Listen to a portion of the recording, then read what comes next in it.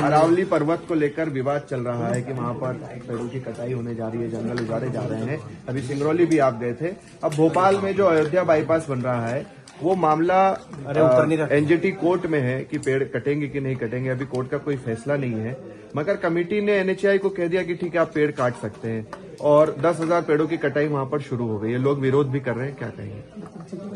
नहीं, बात यह है कि नरेंद्र मोदी जी का यह नया भारत है जिसमें एक पेड़ माँ के नाम और सारा जंगल, सारी हरियाली ठेकेदारों और अडानी के नाम।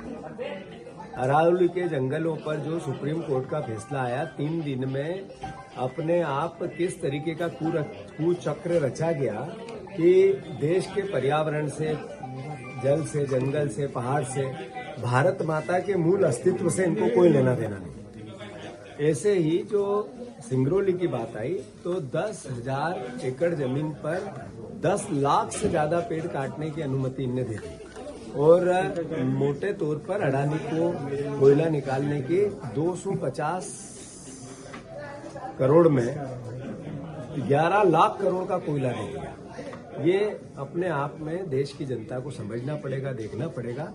जहां तक अयोध्या बाईपास का सवाल है, यहाँ पर एनजीटी के झगड़े हैं, कोर्ट में है, उसके बाद कहा हरियाली काट दो।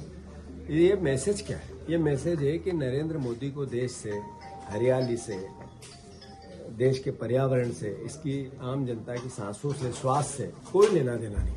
इनको लेना देना है सिर्फ और सिर्फ सत्ता से। सत्ता चाहिए, ठेकेदारों को पालना और पोषना है, हरियाली को लेकर सिर्फ भाषण देना है। सर, आमतौर पे नियम यह होता है कि कोई पेड़ की कटाई हो रही है तो उसके एवज में आपको पहले पौधे लगाने होते हैं। यहाँ एनएचएआई कह रहा है कि हम बाद में लगाएंगे 45,000 पौधे और 60,000 पौधे। मैंने कहा ना, चोर ही कोतवाल बन जाए तो अपना राज चलाएगा, अपने हिसाब से करेगा। ये नरेंद्र मोदी के ठेकेदारों का जो गठजोड़ है वो ऐसा ही है कि नियम बदलना है बदल देंगे, सरकार हमारी है।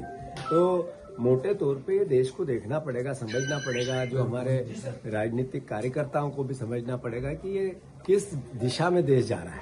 सर, आज एसआईआर को लेकर डेटा आ रहा है।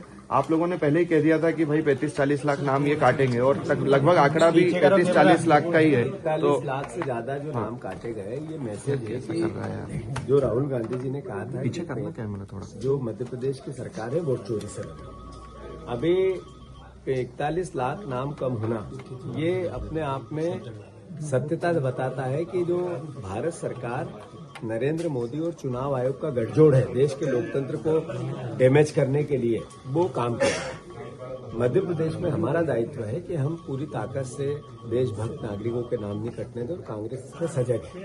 जहां तक निर्वाचन आयोग, चुनाव आयोग का सवाल है, आज से प्रकाशित हो रही है लिस्टें, उसमें हम एक एक बूथ की स्टडी करके फिर प्रदेश के सामने आएंगे।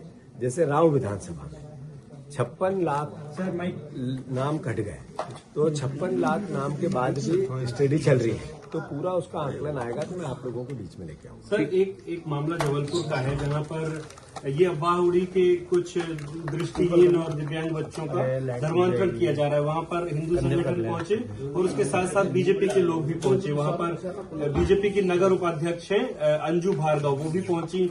दृष्टिहीन जो एक महिला थी उसके साथ हाथापाई करती दिखी।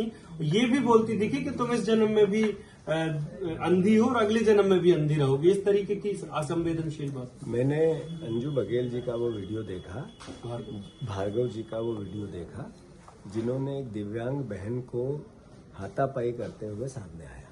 भाषा क्या थी? भाषा है तुम इस बार भी अंधी हो, अगली बार भी अंधी रहोगी। भाषा क्या है? ये भारतीय जनता पार्टी का असली संस्कार है। अभी दिव्यांग है, वो दिव्यांग बैठे थे वहां पर, इस तरह का व्यवहार और भारतीय जनता पार्टी का मौन रहना, क्या ये उसको परमिट करता है कि हाँ मारो पीटो दिव्यांगों को? जहां तक धर्मांतरण का सवाल है, सरकार आपकी है, प्रशासन आपका है, तो फिर वो अकर्मण्य है। अगर अवैध धर्मांतरण हो रहा है और आपको मारपीट करनी पड़ रही है तो फिर प्रशासन क्या कर रहा है?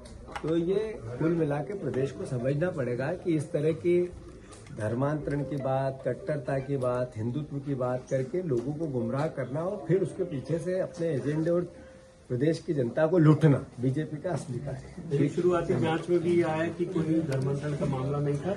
वहां जो